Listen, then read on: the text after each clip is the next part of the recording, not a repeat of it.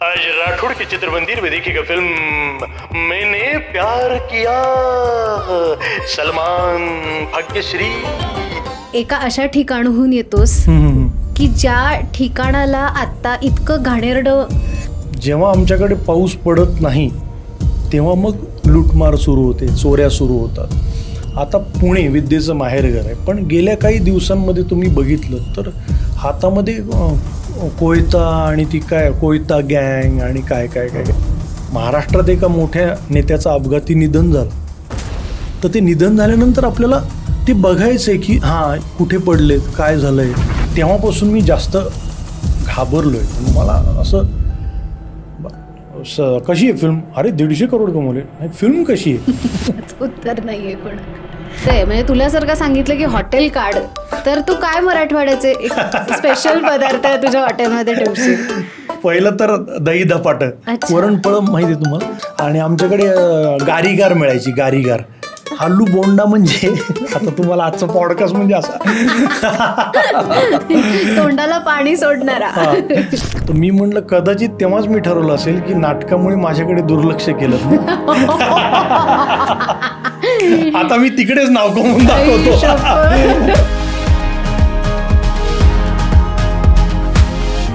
या पॉडकास्टला मजा येणार आहे. बरं, मी गप्पावाला आहे त्याच्यामुळे. हो हो एक्झॅक्टली, म्हणजे हा सगळा गप्पांचा झोन असणार आहे. त्यामुळे ते पॉडकास्ट इज खेड्यातल्या पारावरच्या गप्पा.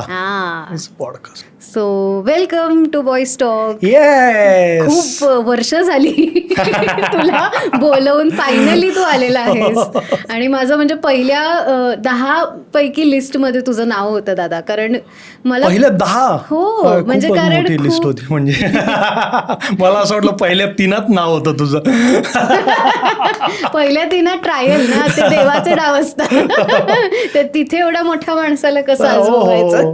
चला हेही नसे थोडं की पहिल्या 10 मध्ये नाव होतं. क्या नाही पण खरंच म्हणजे तेव्हापासून मला कारण सांगते की आधी मी जिथे जॉब करत होते तेव्हा अशी संधी किंवा असा योग आला होता की आपण फोनवर बोललो होतो बराच वेळ, आणि मुक्ताताईबद्दल बोललो होतो आपण. सो मी खूप वेळ तुझ्याशी तेव्हाच बोलले आणि तेव्हाच मी म्हटलं होतं की ह्याच्याशी मला गप्पा मारायला मिळाल्यावर किती मज्जा येईल. आणि त्यामुळे माझं पहिल्या 10मध्ये तुझं नाव टाकायची मला ही होती, म्हणजे की आपण ह्यांचा पॉडकास्ट केला पाहिजे. तसं मी गप्पावाला आहे. आणि हा तू आहेसच गप्पावाला. मला आवडतं.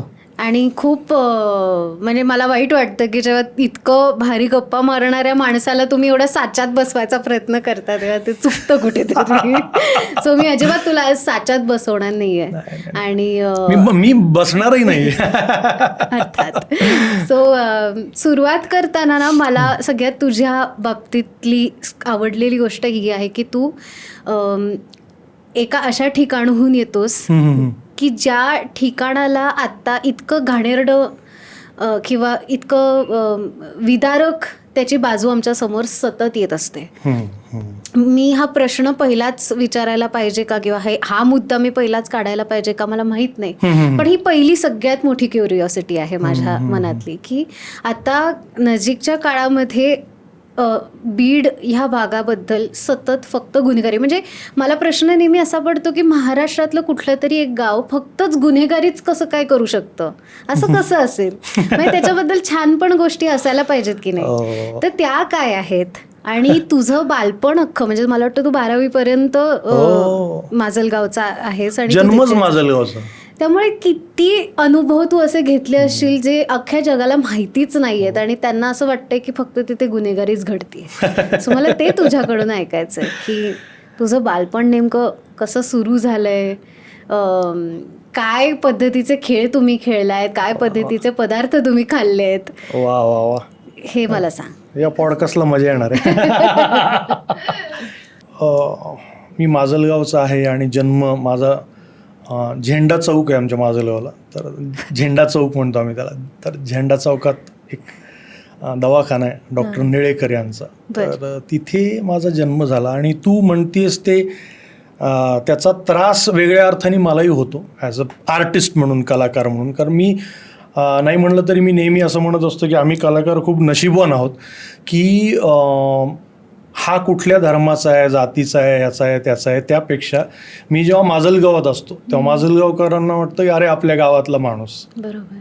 माजलगावच्या बाहेर गेलो माजलगावचा कलाकार, बीड जिल्ह्याच्या बाहेर गेलो बीड जिल्ह्याचा कलाकार, मराठवाड्याच्या बाहेर गेलो मराठवाड्यातला कलाकार, कळलं, महाराष्ट्राच्या बाहेर गेलो मराठी कलाकार, भारत देशाच्या बाहेर गेलो Sandeep Pathak is an Indian actor. So ही जी आयडेंटिटी आहे ना, तर ती मला फार आवडते कलाकार म्हणून, की कुठलाही तसा टॅग नाही की अरे हा या धर्माचा आहे, या जात, त्याच्यापेक्षा हा मराठी कलाकार आहे, मराठवाड्यातला आहे, बीड जिल्ह्यातला आहे, माजलगावचा आहे, तर ही माझ्यासाठी अत्यंत अभिमानाची गोष्ट आहे. आणि माझे वडील आता नाहीत, माझे वडील मी मुंबईत आलो तेव्हा त्यांचं निधन झालं कॅन्सरमुळे, पण ते मला नेहमी सांगायचे की तू नाट्यशास्त्र करतोयस, तुला ॲक्टर व्हायचं आहे आणि तू मुंबईला जाणार आहेस वगैरे वगैरे. पण एक गोष्ट कायम लक्षात ठेव की तुझ्या बायोडेटामध्ये किंवा तू कुठेही जरी जाशील तरी संदीप शामराव पाठक, मूळ गाव माजलगाव, जिल्हा बीड हे आलंच पाहिजे, आणि तरच मी आनंदी होईल. तर गावाला विसरू नको, कारण गावाने आपल्याला मोठं केलेलं आहे. तर मी आजही ते करतो की माझं कुठली मुलाखत असेल, माझी वेबसाईट जेव्हा लॉन्च झाली तेव्हासुद्धा माजलगाव जिल्हा बीड हे मी आवर्जून मेन्शन करतो. आणि मध्यंतरी एक कार्यक्रम होता पुण्यामध्ये आणि मी तिथे माजलगावचं नाव मेन्शन केलं, बीड जिल्ह्याचं केलं. तर एक महिला होत्या राजकीय ह्याच्यातल्या, तर त्या म्हणले बघा तुम्ही किती डेअरिंगवाले आहात, आजूबाजूला बीडमध्ये अशा घटना घडत आहेत आणि तुम्ही त्याचं नाव अभिमानाने घेत आहे वगैरे.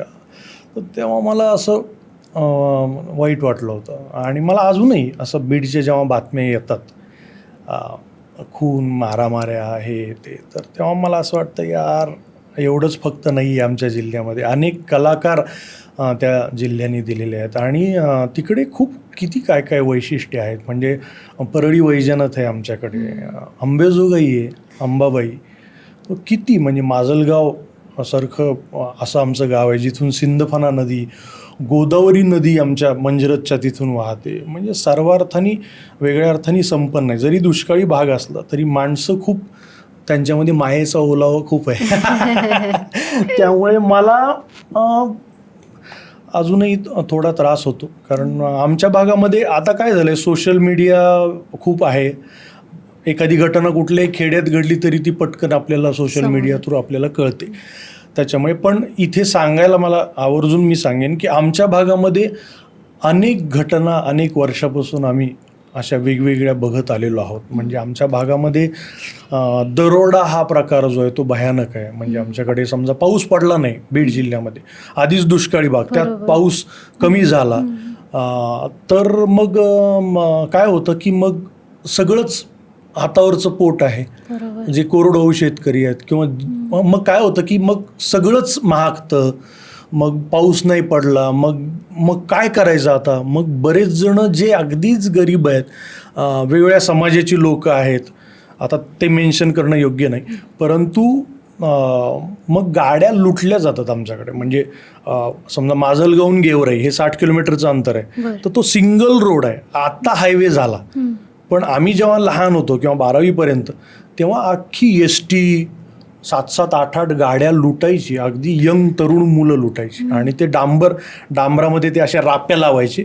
आणि त्या राप्यावरनं गाडी गेली की ती पुढच्या 1 किलोमीटरच्या आतमध्ये ती पंक्चर व्हायची आणि बरोबर ते तिथे थांबायची लोक आणि मग गाड्या लुटायचे. मग कॅश असेल, सोनं असेल, घड्याळ असेल, जे जे काही मिळेल. तर त्याच्यामुळे जेव्हा आमच्याकडे पाऊस पडत नाही तेव्हा मग लूटमार सुरू होते, चोऱ्या सुरू होतात. माझ्या घरीसुद्धा खूप मोठा दरोडा पडला होता माजलगावला. अरे बापरे. हां, त्याच्यामुळे तिकडे खूप भयानक परिस्थिती आहे आमच्या भागामध्ये. आधी वर्तमानपत्रातून तिथलं त्या भागापुरतंच यायचं, ती बातमी तिथेच यायची. पण आता सोशल मीडिया असल्यामुळे लोकांच्या म्हणजे मोबाईलमध्ये कॅमेरे आल्यामुळे कोणी शूट करून लगेच ती बातमी लगेच व्हायरल, हा जो शब्द आलेला आहे तर ती व्हायरल होतं लगेच. त्यामुळे ज्या बीडच्या घटना घडल्या त्या मोठ्या प्रमाणामध्ये आधी त्या स्वरूपाच्या घडल्या, पण त्या खूप वर्षापूर्वी घडलेल्या आहेत. त्याच्यामुळे त्यांना असं तेव्हा सोशल मीडिया नसल्यामुळे फार बाहेर नाही आल्या.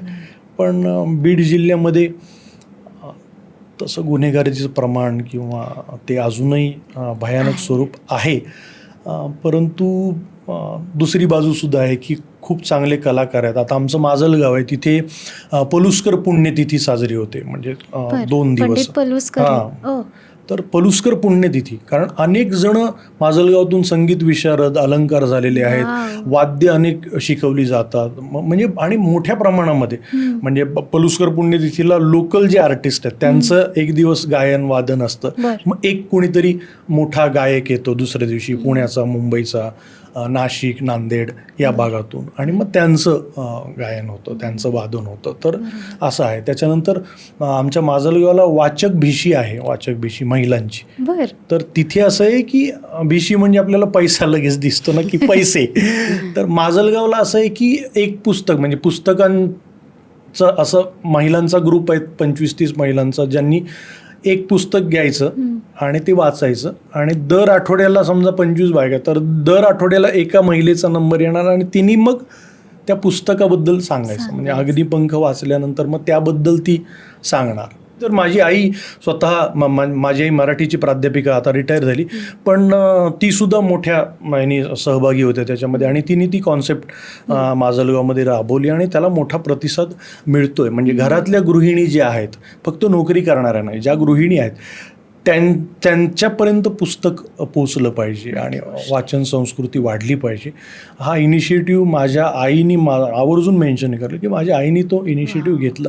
आईने एक व्याख्यान मला सुरू केली माजलगावला, गोळवलकर गुरुजी व्याख्यानमाला, आणि अनेक मान्यवर वेगवेगळ्या विषयातले तज्ज्ञ त्या व्याख्यानमालेला माजलगावला येऊन गेलेले. माझे वडीलसुद्धा, त्यांनीसुद्धा, म्हणजे आमच्या घरामध्ये लहानपणापासून मी साहित्यिकांचा, कलाकारांचा राबता बघतो. माझ्या घरी मधुमंगेश कर्णिक, गोनी दांडेकर आलेले आहेत, दत्ता चौगुले आलेले, बासरी वादक, म्हणजे किती, सलील कुलकर्णी आला, किशोर कदम, संदीप खरे, अशोक नायगावकर, कोणाची नावं घेऊ, इतके मोठमोठे कलाकार. पमू शिंदे, आमच्या बाबांचे मित्र होते पमू शिंदे. त्याच्यानंतर नारायण सुमंत म्हणून कवी आहेत, प्रकाश घोडके म्हणून कवी आहेत. तर अनेक मराठवाड्यातले कलाकार जे आहेत किंवा मराठवाड्याच्या बाहेरचे मोठमोठे साहित्यिक कलाकार, आमच्या घरी त्यांचा राबता होता. त्याच्यामुळे माझ्या आईबाबांनी माजलगावमध्ये खूप वेगळ्या पद्धतीचं काम केलं. जरी माजलगाव बीड जिल्हा हा वेगळ्या कारणासाठी आत्ता जरी ओळखला जात असेल, तरी पण खरी परिस्थिती तशी नाही आहे. म्हणजे बरेच जण म्हणतात, अरे तुमच्या भागात चाललो आहे तर काही होणार नाही ना बाबा. तर अरे तिथे काय लोक, प्रत्येकजण काय तलवार घेऊन उभा नाही आहे. तर ते तसं नाही आहे. काय होतं, एखादी घटना घडली की मग त्या गावाकडे त्या पद्धतीनं, आणि 2-3 घटना तशा घडल्या तर त्या पद्धतीनं बघितलं जातं. आता पुणे विद्येचं माहेरघर आहे, पण गेल्या काही दिवसांमध्ये तुम्ही बघितलं तर हातामध्ये कोयता, आणि ती काय कोयता गँग, आणि काय काय काय काय किती गुन्हेगार. पुण्याच्या आजूबाजूला ज्या घटना घडत आहेत त्यासुद्धा भीषणच आहेत. मुळशी पॅटर्न फिल्म प्रवीण तरडेने केली, तर मुळशीच्या घटना बघून अंगावर काटायच होतं. त्याच्यामुळे असं नाही आहे की फक्त बीड जिल्ह्यामध्येच होत आहे. त्याचं एक बातम्यांमध्ये सातत्य आलं, आणि ती जी घटना घडली ती फारच भयानक होती. ह्याच्या आधी मी आता किती वर्ष राहतोय, किंवा माझे आईवडील 1970-72 सालापासून राहत आहेत बीड जिल्ह्यामध्ये, अशा प्रकारची अमानवी घटना भीषण ही ह्याच्या आधी घडलेली नाही आहे. आणि फक्त बीड जिल्हाच नाही, तर तुम्ही आपल्या देशामध्ये किंवा देशाच्या बाहेरसुद्धा ज्या हल्ली घटना घडत आहेत त्या बघून ऐकून असं वाटतं की कुठल्या काळात जगतोय आपण. म्हणजे माणसाचा तो दानव जो झाला आहे, राक्षस जो झाला आहे, जी विकृती वाढली आहे, ती फक्त बीड जिल्ह्यापुरती वाढली आहे का? नाही ना. आत्ता बघा ना, छोटी मुलगी, अस्वस्थ होतो ना आपण. आपल्याला ती घटना जेव्हा घडली लहान मुलीची, तेव्हा मी काही दिवस अस्वस्थ होतो त्या लहान मुलीवर, ज्या पद्धतीनं आणि ज्या पद्धतीनं तिला मारलं. आणि मग ते आपण बोलूसुद्धा शकत नाही, इतकं अंगावर आणि भीती वाटते ना. ती घटना घडल्यानंतर काय होतं, आपण आपल्या वैयक्तिक आयुष्यामध्ये घाबरतो. मी खूप घाबरलो होते. आता माझी मुलगी आता 2रीला जाणार आहे, 2nd स्टँडर्डला. तर ती घटना घडल्यानंतर माझी बायको, मुलगी, त्यांना सुट्ट्या होत्या मुलीला म्हणून बीडला जाणार होत्या. माझ्या बायकोचं माहेर बीड आहे. त्याचा घटनेचा परिणाम माझ्यावर असा झाला की मी बायकोला सारखं की ऐक ना, स्वराला कुठं खेळायला पाठवू नको हां बाहेर, समोरच्यांकडे ती जाते पण नको, शेजारी जाते नको, तिकडे काही मुली असतील तर त्यांना इकडे खेळायला बोलव, कारण त्यांच्या घरी कोण कोण आहे आपल्याला माहिती नाही. आणि मी रोज फोन करून हां घरातच आहे ना, घरातच खेळते आहे ना. मला असं वाटतं की हे फार भयानक आहे. एक म्हणजे मुलीचा बाप म्हणून त्या बापाला काय वाटत असेल तर ते मला तेव्हापासून मी जास्त घाबरलो आहे. म्हणजे मला असं कधी कधी असं वाटतं की स्वरा समजा शाळेत गेली, आता ती घटना घडल्यापासून तर मला असं ते येईपर्यंत मी जरी शूटिंगला असलो तरी संध्याकाळी तिची बस येते, स्कूल बस, हां आली आहे ना, हां ओके, ते असं एक अस्वस्थ करणार आहे. तर अशा घटना एवढ्या विकृतीला माणूस जातो आहे. तर म्हणून मला असं वाटतं की ते बीड जिल्ह्यापुरतं मर्यादित राहिलेलं नाही आहे. ते असं वाटतं की कुठे चाललोय आपण, ज्या पद्धतीनं भयावह. त्यामुळे अस्वस्थ होतो मी खूप. Come to the point. तर माजलगावला माझा जन्म झाला, लहानाचा मोठा मी तिथे झालो, शाळा कॉलेज सगळं माजलगाव. आणि मी जसं सांगितलं तसं लहानपणापासून मी बघत आलो आहे की माजलगावला इतकं, माझ्या वडिलांनी ग्रामीण साहित्य संमेलन भरवलं होतं त्या काळामध्ये 1984-85. आणि मधु मंगेश कर्णिकांना ज्यावेळेस लँडलाईनसुद्धा नव्हते, म्हणजे लँडलाईन होते पण आमच्या गावामध्ये एखादा आमदाराकडे असेल तरच, त्या काळामध्ये मुंबईला पत्रव्यवहार करून मधु मंगेश कर्णिकांची तारीख घेऊन त्यांना माजलगावला बोलवलं. मधु मंगेश कर्णिक साधारण 650 किलोमीटर आहे मुंबई माजलगाव. एसटीनी आले होते, कारण तेव्हा काही दुसरं साधनच नव्हतं. लाल एसटीनी मुंबईहून माजलगावला आले होते, 2 दिवस थांबले आणि त्या भागामध्ये ग्रामीण साहित्य संमेलन झालं. आणि त्याच्यामध्ये आमच्या मराठवाड्यातले अनेक साहित्यिक, कवी, कथाकार, कादंबरीकार, वक्ते, उत्तमोत्तम वक्ते. तर ते साहित्य संमेलन सगळं मी बघितलं की वडिलांनी कसं ते ऑर्गनाईज केलं होतं. त्याच्यानंतर आत्ता आमच्या भागामध्ये शिवार साहित्य संमेलन होतं दरवर्षी. शिवार साहित्य संमेलन हे शेतामध्ये होतं. किती भारी. तर आम्ही शिवार म्हणतो, शिवार. तर त्या शेतामध्ये दरवर्षी पूर्ण ज्याचं शेत आहे तो शेतकरी जो आहे, ज्याच्याकडे मोठं शेत आहे, मग त्याला सगळं आम्ही हे देतो की बाबा जेवण हे ते एवढे तांदूळ गहू हे, मग तो सगळी यंत्रणा तो कामाला लावतो. आणि मग तिथे शेतामध्ये बसून काळ्या मातीमध्ये स्टेज ठोकलं जातं आणि समोर लोक येतात, गावातली लोक येतात. आणि मग तो सगळा रानमेवा, मग बोरं, मग तो जो सीझन असेल त्याप्रमाणे कैऱ्या लगडल्या असतील तर कैऱ्या, जांब, आमच्याकडे पेरूला जांब म्हणतात, जांभळं जे असेल ते, मग ऊस, मग ते खात गप्पा, कविता, असं तसं. मग जानेवारीमध्ये समजा योग जुळून आलाच, डिसेंबर जानेवारीमध्ये शिवार साहित्य संमेलन, तर मग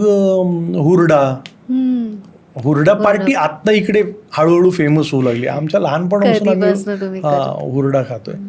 मग हुरडा खात कविता, हुरडा खात गाणी, असं ते शिवार साहित्य संमेलन. आणि त्याचा संमेलनाध्यक्ष ठरतो. बैलगाडीमधून त्याला, गावातून त्याला त्याची मिरवणूक काढण्यात येते साहित्य संमेलन अध्यक्षाची.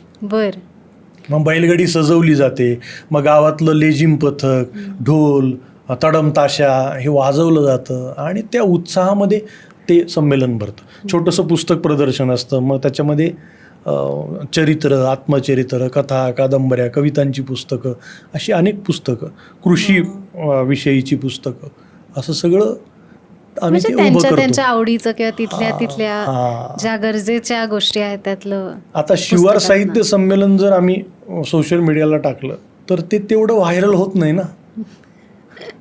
व्हायरल कोणत्या गोष्टी होतात हल्ली? खून, मारामाऱ्या, बलात्कार, दंगे, हे सगळं व्हायरल होतं. परवा एका वर्तमानपत्राच्या ऑफिसमध्ये गेलो होतो, त्यांच्या संपादकाशी बोलत होतो, तर असाच विषय चालू होता की काय आजूबाजूला असं तसं. तर ते म्हणे सर काय करणार, लोकांना सुद्धा त्यांच्या मेंदूला मोबाईल घेतल्यानंतर ते आवडू लागले आता, की ती बघायची सवय आपल्याला लागली आहे की अरे दंगल नाही झाली, युद्ध नाही झालं, मारामाऱ्या नाही झाल्या, खून नाही झाले, सध्या काही घडत नाही फार समाजात, असं काहीतरी आपल्याला वाटू लागलं आहे हळूहळू. त्यांनी सांगितलं की एक मोठं वर्तमानपत्र आहे दुसरं, त्यांनी असं ठरवलं होतं की आपण पहिल्या पानावर सकारात्मक बातम्या द्यायच्या, हेडलाईन चांगल्या, सगळं जे चांगलं घडतंय ते पहिल्या पानावर. अपघात, दंगे, खून, दंगल, बलात्कार, युद्ध, जे काही असेल, जे मानवी मनाला थोडंसं अस्वस्थ करतं ते आपण आतल्या पानावर टाकून पहिल्या पानावर एकदम पॉझिटिव्ह. कारण सकाळी माणूस उठल्या उठल्या चहा पीत पीत वर्तमानपत्र वाचतो, तर त्याला चांगलं बातमी. ते म्हणाले विदिन 1-2 मंथ्समध्ये त्यांचा खप कमी झाला वर्तमानपत्राचा. परत ते स्विच झाले, परत नाही हे बटबटीत पाहिजेच पहिलं पान, म्हणून ते परत त्यांनी ते केलं, परत खप वाढला. म्हणजे हे ऐकून मला असं वाटलं की अरे बापरे, म्हणजे आपल्याला सुद्धा आपणही त्याच्यामध्येच आहोत की आपल्याला ते. हो, म्हणजे आपल्याकडे स्क्रोल करताना CCTV फुटेज दिसलं की आपले पहिले डोळे की हे काय आता नवीन, असंच व्हायला लागलं आता. आणि त्या CCTV फुटेजमध्ये जर त्या टायगरने हल्ला केला नाही त्या माणसावर किंवा जे काय असेल तर आपली निराशा होते, काहीच घडलं नाही. काय म्हणजे काय, wait for the end. Wait for the end म्हणजे जिम मध्ये एखादा माणूस व्यायाम करतोय तर आपल्यालाच असं वाटतं आता शेवटाला आलाय व्हिडिओ, आता अटॅक येणार, ह्याला आता हा पडणार, हे खूप घाण आहे, असं आपल्यालाच. आपण समजा ते 1 मिनिटाचं असेल ना, आपण वेट करत राहतो आणि नंतर तो तसा व्हिडिओ नसेल आणि लाफ्टर आला नंतर की कसं, आपण म्हणतो अरे यार. म्हणजे माणसाला मरताना बघणं हे आपल्याला त्याचा चस्का लागलाय, त्याची सवय लागली आपल्याला त्यातनं आनंद नाही मिळत, पण आपल्याला ते नॉर्मलाइज इतकं झालंय कोणाचं मरण बघणं की आपल्याला असं काही त्यात ऑड नाही वाटत. म्हणजे अर्थात म्हणजे मी ॲटलिस्ट मी माझ्यासाठी बोलते की मला कोणीतरी मरतंय आणि तो व्हिडिओ माझ्या समोर आहे तर मी नाहीच बघत, पण इतकं ते नॉर्मल झालं की ह्याला तर अटॅक येऊच शकतो आता माझ्या स्क्रीनवर, हे झालंय. आणि हे नव्हतं ना पूर्वी. म्हणजे बघणारे आणि आपण सुद्धा आणि शूट करणारे, समजा एखादा बस उलटली, बरोबर, एखादी ट्रक उलटली, ॲक्सिडेंट झालाय, तर माणसं तडफडत आहेत, त्यांना पाणी विचारण्याच्या ऐवजी किंवा ॲम्ब्युलन्स बोलवा पटकन, त्यांना हे करायला पहिलं लोक शूट करून घेतात. म्हणजे बीडची जी घटना घडली आमच्या भागामध्ये, तर लोक अस्वस्थ झाले, ते फुटेज कधी येत आहे किंवा ते फोटो कधी येत आहेत. आणि फोटो आल्यानंतर आपल्यालाच अशी सवय लागली आहे, समजा फोटो लांबून काढलेला असेल तर आपण ते झूम करून जवळ करून ते बघतो आपण की महाराष्ट्रात एका मोठ्या नेत्याचं अपघाती निधन झालं, तर ते निधन झाल्यानंतर आपल्याला ते बघायचं आहे की कुठे पडलेत, काय झालंय, ते झूम करून त्याचे फोटो लोक, अरे ते फोटो पाठव ना, अरे ते फोटो पाठव काय, अरे तो गेलाय माणूस. किंवा ॲक्सिडेंटमध्ये लोक जात आहेत, शूट कसलं करताय. पण आता तो काळ सगळीकडेच, म्हणजे ज्यांनी मारलंय ते गुन्हेगार आहेतच, पण ज्यांना त्या फोटोची आतुरता आहे ते सुद्धा थोडेफार कमी असतील, पण ते सुद्धा त्याच कॅटेगरीतले की नाही मला ते फोटो बघायचेत, कसं मारलंय काय. ही खूप व्यक्तिसापेक्ष गोष्ट आहे. एखादा माणूस एखाद्या परिस्थितीत कसा वागतोय हे कम्प्लिटली त्याच्या अराउंड गोष्टींशी निगडीत आहे. त्याचा कुठेही गावाशी किंवा असा संबंध खरा म्हणजे नाही येत. पण ते काय होतं की 3-4 घटना जर का फक्त बीडच्या यायला लागल्या किंवा फक्त पुण्याच्या यायला लागल्या की आपल्याला आपोआप माइंडसेट होऊन जातो. मध्यंतरी दिल्लीला जायची भीती वाटायची लोकांना. दिल्लीला अजूनही असं वाटतं की नको जायला, फॅमिली रात्रीचं नको, बाहेर नको पडायला. मुंबई सेफ हे सतत डोळ्यासमोर असतं लोकांच्या. कदाचित तिथेही गोष्टी घडतच असतील, पण ते आहेच एवढं मोठं शहर की किती म्हणजे त्याच्यावरती हे करणार. सो मला दादा तू सांग की तुझ्या बालपणीच्या गोष्टी म्हणजे जसं की मगाशी तू उल्लेख केलास की हुरडात पार्टी तुम्ही आता करायला लागलायत, आम्ही खूप आधीपासून खायचो. तर असं अजून काय बालपणीत तुम्ही खायचात, काय पदार्थ तुम्ही एक्सप्लोअर केले तेव्हा? कारण मराठवाड्याचे पदार्थ हा एक मोठा विषय आहे. म्हणजे तुला जर का सांगितलं की हॉटेल काढ, तर तू काय मराठवाड्याचे एक स्पेशल पदार्थ तुझ्या हॉटेलमध्ये ठेवशील? पहिलं तर दही धपाट आमच्याकडे. धपाटे म्हणतात इथे, थालीपीठ म्हणतात. नाही, थालीपीठ वेगळं, थालीपीठ वेगळं आणि धपाटे वेगळे. हा, धपाटे वेगळे. धपाटे आम्ही दही धपाट आणि शेंगदाण्याची चटणी, आणि थालीपीठ एक कांद्याचे थालीपीठ, लसणाचे थालीपीठ, ते वेगळे. थालीपीठ आणि धपाट्यामध्ये फरक आहे. इकडे डेक्कनला एक जणांनी सुरू केलं की बीड जिल्ह्याचे फेमस दही धपाटे असं एक स्टॉल सुरू केला. तर धपाटे आणि आमच्याकडे उकट शेंगुळे म्हणतात. उकट शेंगुळे म्हणजे असं ते असे तुमच्याकडे काय कडबोळे, जसे कडबोळे तुम्ही काय म्हणता त्याला, असं गोल असं असतं. चकलीचाच एक मोठा कडबोळ्याचा हे पण आमचे ते उकट शेंगुळे म्हणजे आम्ही ते वरणफळ कसे असतात, वरणफळ माहिती आहे तुम्हाला? आमच्याकडे वरणफळाला तुम्ही काय म्हणता? चकोल्या, म्हणजे गरम असतात वरणफळ. अच्छा, ओके. वरणफळ असे स्क्वेअर मध्ये असतात, वरण असतं आणि त्याच्यामध्ये ते असतात, आणि आम्ही ते उकडतो आणि मग ते वरणफळ. आणि उकट शेंगुळे किंवा उकट शेंगुळे ते असे वेगळ्या आकाराचे असतात, आणि ते रस्स्याबरोबर त्या उकड बरोबर ते खायचे. ते शेंगदाणे, कांदा त्याच्यासोबत, शेंगदाण्याची चटणी वगैरे असं खायचे. आणि खारवड्या म्हणून आहेत. खारवड्या म्हणजे बाजरीचं आम्ही ते तयार करतो, आणि बाजरी उकडतो त्याची, आणि ते मग उन्हामध्ये वाळवत घालतो. म्हणजे मग बाजरीच्या पापड्या, बटाट्याचे पापड, बटाट्याचे चिप्स, आणि मग आणि खारवड्या. आता माझी बायको बीडून येताना साधारण गाडी पूर्ण भरली होती आमची, कारण बीड आमचं ते वाळवण म्हणतो ना आपण, उन्हाळ्याचं वाळवण, गच्चीवर आम्ही ते वाळवतो, आणि मग मला ते खूप आवडतं. त्याच्यामुळे मग तिने येताना खारवड्या, साबुदाण्याच्या चकल्या, ह्या होत्या, असं सगळा तो हे आणला. मी माजलगावला झेंडा चौकामध्ये जन्मलो, आणि तिकडे ना बाजार भरायचा बुधवार रविवार. तर एकदा मी लहान असताना मला खायची तर खूप आवड होती, पण एकदा मी त्या खाली असं उतरलो, ते पुरबुतचा वाडा होता, दगडी पायऱ्या होत्या त्याला, उतरून मी चालत त्या बाजारामध्ये, झेंडा चौकात घराच्या जवळच भरायचा तो, आणि ते एक बाई भाजी विकायची. तर तिच्या जवळ जाऊन मी बसलो होतो, आणि आई वडील मला शोधतायत, या वाड्यात त्या वाड्यात शोधतायत, ह्याला विचारतायत.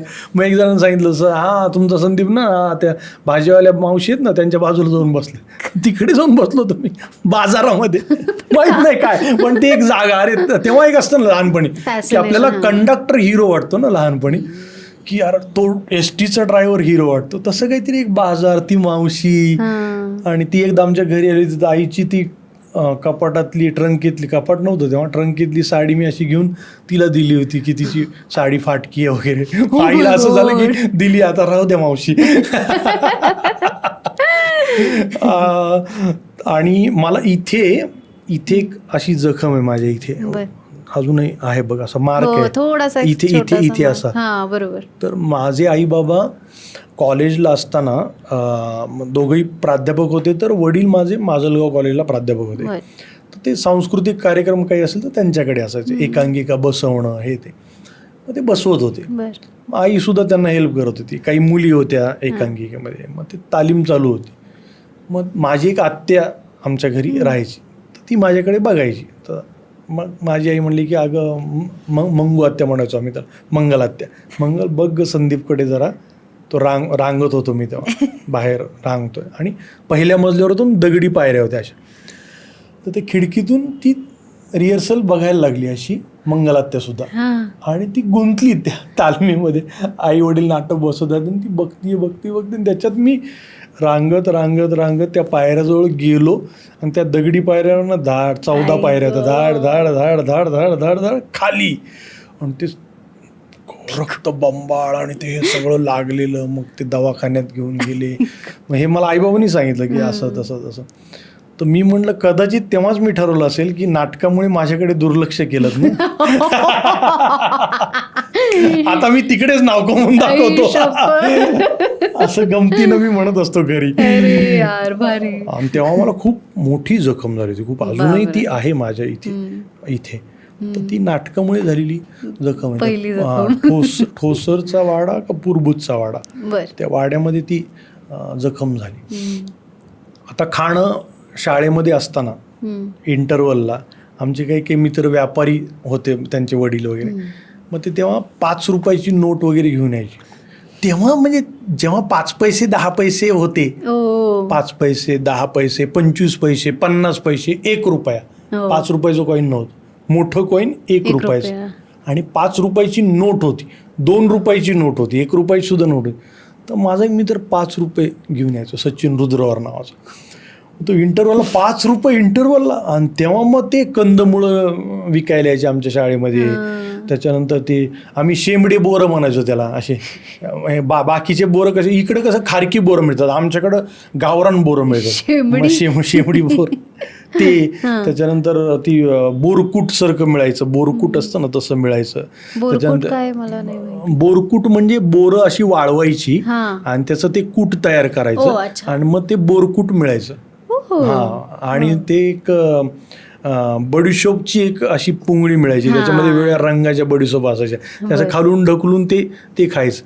आणि आमच्याकडे गारीगार मिळायची. गारीगार माहिती? नाही, गारीगार पेप्सी वेगळी. गारीगार म्हणजे कुल्फीसारखीच असते, पण त्याला मोठा बर्फाचं हे असतं, स्क्वेअरचं. त्याला आमच्याकडे गारीगार म्हणतात. लाल रंगाची 25 पैशाला होती, 50 पैशाला हिरव्या रंगाची, आणि पांढरी असायची ती 1 रुपयाला. आणि एखाद्याने घेतली ना, पांढरी गारीगार घेतली रे त्यांनी, 1 रुपयाची गारीगार. तर आमचा सचिन रुद्रवर 5 रुपये घेऊन आला ना, तर आम्ही इंटरव्हलमध्ये त्याच्या मागं फिरायचो, त्याच्या सच्या हे घेऊन आज गारीगार खाऊन. किती गोड आणि निरागस आहे. खूप ऐकतानाच झालं की किती गोड. म्हणजे मला त्याची व्हॅल्यू कदाचित कळेल, कारण मी लहानपणी 4 रुपयाचा वडापाव खाल्लाय. म्हणजे माझ्या लहानपणी वडापाव 4 रुपयाला मिळायचा, तो आता 25 पर्यंत गेलाय. सो तुझ्या काळात आय डोंट नो. नाही, वडापाव आमच्या भागामध्ये नव्हता. आमच्याकडे आलू बोंडा मिळायचा. आलू बोंडा म्हणजे आता तुम्हाला आजचा पॉडकास्ट म्हणजे असा तोंडाला पाणी सोडणारा. आलू बोंडा म्हणजे खूप मोठा वडा असतो असा. आणि बाहेर चूल पेटलेली असते हॉटेलच्या बाहेर, लाकडं असे मस्त, आणि त्याच्यावर मोठं असं जर्मनचं भांडं असतं मोठं, आणि त्याच्यात तर्री असते ती तर्री. आणि मग ते एक आलू बोंडा आणि त्याच्यावर तर्री टाकायची, आणि त्याचे तेल खूप, आणि आलू बोंडा मस्त असं चमचेनी तो खायचा. एवढा आलू बोंडा. तर 2 आलू बोंडे खाल्ले तर तुमचा नाश्ता आणि पोट एकदम गच्च. आमच्याकडे पुरी भाजी मिळते, फार जबरदस्त मिळते. समाधान नावाचं हॉटेल आहे, तिकडची पुरी भाजी फार फेमस आहे. तर ती पुरी भाजी खायला लोक काय, आमचं माजलगाव म्हणजे तालुका प्लेस, तर खेडेगावातून लोक बाजाराला येतात, किंवा कृषी उत्पन्न बाजार समिती आहे, पंचायत समिती, तहसीलमध्ये काही खेड्यातली कामं बिमं घेऊन. मग एस टी स्टँडच्या समोरच ते आहे समाधान पुरी भाजी. मग तिकडे सकाळी एस टी पकडली, गावात उतरली की मग पहिलं पुरी भाजी खायची, आणि मग तलाठी काय म्हणजे तहसील कार्यालय, पोलीस स्टेशन, कोर्ट, कृषी उत्पन्न बाजार समिती अशा कामासाठी निघायचं. तर ते पुरी भाजी आमच्याकडे फेमस. आलू बोंडा, त्याच्यानंतर टक्कर मिळायची. टक्कर म्हणजे शब्द ऐकते, म्हणजे मला लिटरली हे कधी आयुष्यात अदरवाईज ऐकायला नसते मिळाले. टक्कर म्हणजे आमच्याकडे भजे म्हणतात कांद्याचे, इकडे भजी म्हणतात ना, आमच्याकडे भजे आणि जिलबी अशी एका प्लेटमध्ये मिळते. आता त्याला टक्कर, एक टक्कर दे, त्याला टक्कर म्हणतात.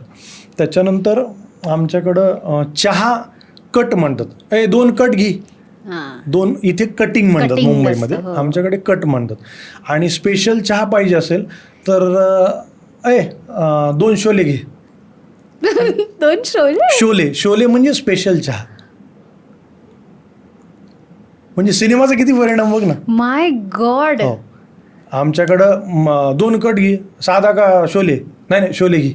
म्हणजे कुणी जर स्पेशल माणूस जावाय वगैरे आला तर शोले, त्याला हॉटेलला घेऊन गेले घ्यायला, तर चला मग जाऊ शोले पिऊ मग जाऊ घरी.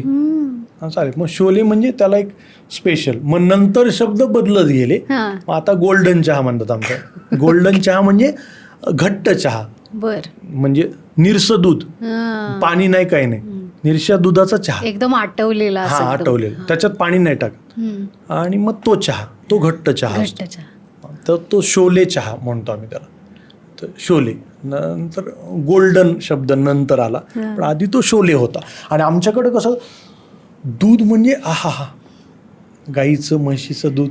त्याचं कारण असं आहे, आमच्या भागामध्ये चारा खूप चांगला, म्हणजे कडबा चांगला मिळतो गाई म्हशीला खाऊ घालण्यासाठी.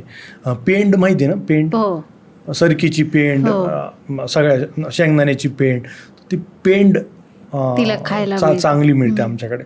मग त्याच्यामुळे, आणि गायरान जे असतं किंवा माळावर गेली, डोंगरावर गेली, इकडे गेली, शेतात गेली चरायला, रानात गेली, तर ते ताजं जे गवत आहे, काही झाड आहेत छोटी छोटी, ती मग ते खाणं जे आहे ते गाईचं म्हशीचं शेळ्या आहे, तर त्यांचं खाणं इतकं चांगलं आहे आणि हवा एवढी चांगली आहे शुद्ध की पोल्युशन नाही आहे. त्याच्यामुळे त्या भागातलं जे दूध आहे ना आमच्या भागामध्ये, आणि तिथला जो खवा असतो, खवा माहिती आहे ना, खवा ज्याला तुम्ही मेवा म्हणता, मावा म्हणता, आम्ही खवाच म्हणतो. हा बरोबर, खवा किंवा मावा. तर तो खवा जो आहे तो आमच्याकडे फार फेमस आहे.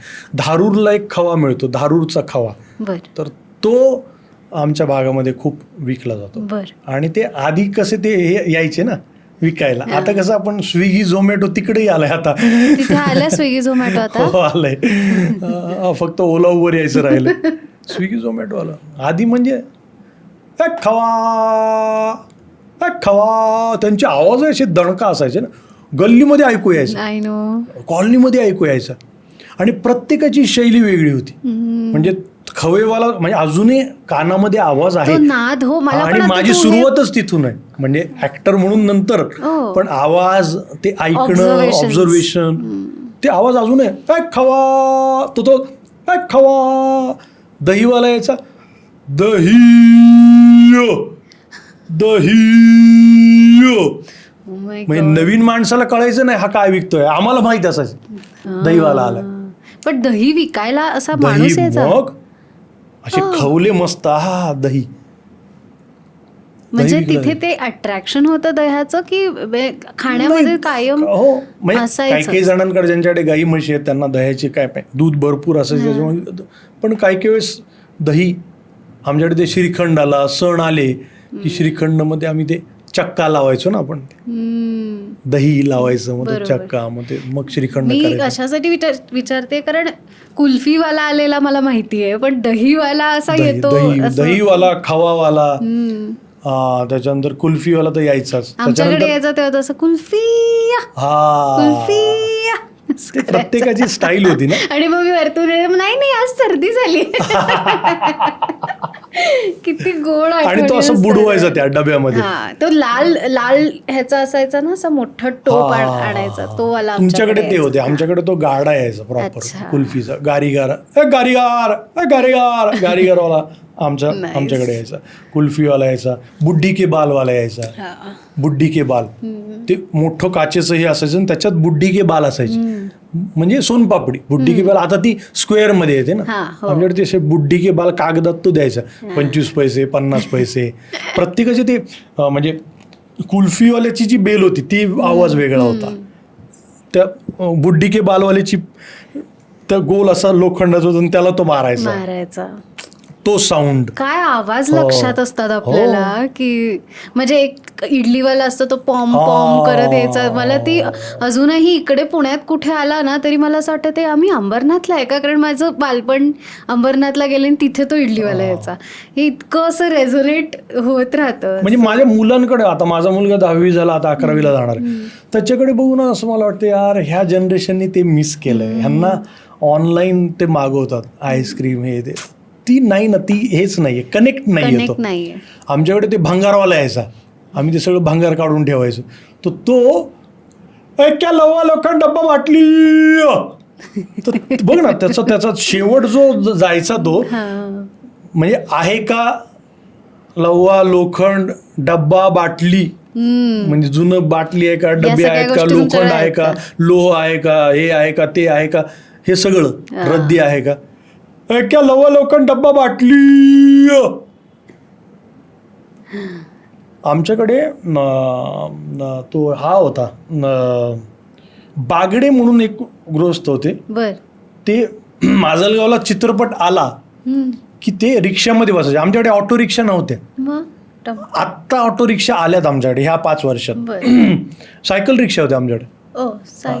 सायकल रिक्षा. अच्छा. आणि मागे ते असं तो माणूस तो चालवायचा. आमच्याकडे शाळेमध्ये सुद्धा आम्ही त्या सायकल रिक्षामध्येच जायचो. तर ती सायकल रिक्षा फेमस होती आमच्याकडे खूप.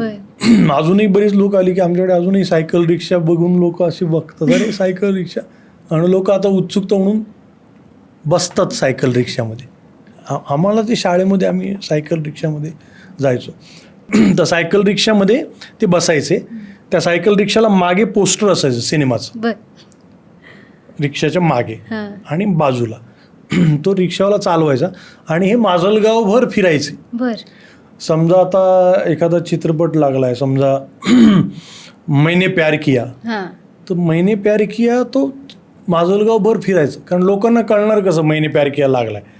भिंतीवर ते खळणी ते पोस्टर चिटकवायचे खळी, मग ते कळणार कसं. मग ते अनाऊन्समेंट तो रिक्षावालाच करणार नाही, रिक्षावाला चालवणार आणि बागडे मागे बसणार आणि त्याच्या हातात माईक आणि तो भोंगा. आणि मग तो त्याची एक स्टाईल होती. आमच्याकडे राठोड चित्रमंदिर होतं आणि श्रीराम थिएटर होतं. तर आमच्याकडे राठोड चित्रमंदिर आणि केशवराज चित्रमंदिर होते. तर दोन्ही टुरिंग टॉकीज होत्या. त्यांना टुरिंग टॉकीजचं लायसन मिळालं होतं. तर त्या टुरिंग टॉकीज ज्या होत्या त्या म्हणजे टुरिंग टॉकीज म्हणजे काय, वरती छत नव्हतं, वरती आकाश दिसायचं डायरेक्ट. आणि पावसाळ्यात त्या टॉकीज बंद असायच्या. मग उन्हाळा आणि हिवाळ्यामध्ये त्या टॉकीज चालू असायच्या. मनोरंजनाचं तेवढंच साधन.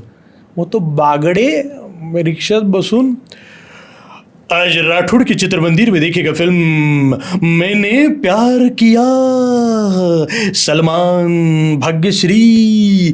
जणू काय म्हणजे असं ऐकताना वाटायचं की त्याचे मित्र आहेत ते. त्याला बागडेला, आम्हाला लहानपणी वाटायचं की ज्याला बागडेला गोविंदा आणि चंकी पांडे हे ओळखत असतील त्याला. अनिल कपूर, जॅकी, असं वाटायचं हो यार ह्याचे मित्र आहेत ते. आणि तो गॉगल बिगोल घालून हे करायचं, फिरायचं. म्हणजे एवढी क्रेज. किंवा ते हे यायचे ना 50 पैसे देऊन बघायचं आणि तो फिरवायचा आणि फक्त चित्र दिसायचे. तर तोही माणूस आमच्याकडे यायचा. आमचं खंडोबा मैदान होतं, ती खंडोबाची यात्रा भरायची. मग तिकडे ना असं आम्ही जायचो. मग ते मैदान तयार करायला ढेकळं सगळे, काळी माती हे ते, मग ते उपसायची, नांगरायचं तिकडं, कुदळीने खणायचं आणि मग ते ग्राउंड तयार करायचं की पैलवानांसाठी. मग तिथे कुस्त्या व्हायच्या. मग रहाट पाळणे यायचे. रहाट पाळणं माहिती आहे तुला? रहाट पाळणं म्हणजे तुम्ही काय गोराऊंड काय, त्याला जत्रांमध्ये ते फुगे फोडायचे, मेरी गोराऊंड. तसे फुगे आमच्या जत्रेतले फोटो अजून आहेत माझ्या बाबांबरोबर, भावाबरोबर. आणि आपण असे कसं होतं तेव्हा ती जत्रा तो रहाट पाळणं इतकं भव्य दिव्य वाटायचा. आता सगळं छोटं का वाटतं काही कळत नाही. तेव्हा 3 मजली इमारत सुद्धा अशी वाटायची, केवढी उंच बिल्डिंग आहे ना. काही वर्षांनी बुर्ज खलिफा एक खुजा वाटेल आपल्याला. वाटायला लागलाय लोकांना कॉम्पिटिशन की तुम्ही एवढं तर आम्ही एवढं. सिनेमाचं सुद्धा तसंच झालंय की चांगला सिनेमा कोणता, जो 2000 कोटी कमवतो किंवा 500 कोटी कमवतो. मराठीतही तोच ट्रेंड येईल काही दिवसांनी की नाही कशी आहे फिल्म, अरे 150 करोड कमवले, नाही फिल्म कशी आहे. उत्तर नाहीये कोणाकडे. ती कॉम्पिटिशन. जसं मुंबईमध्ये गणपती हा उत्सव खूप मोठ्या प्रमाणावर, म्हणजे मला उंची म्हटल्यावरती गणपती आठवला. हे माझं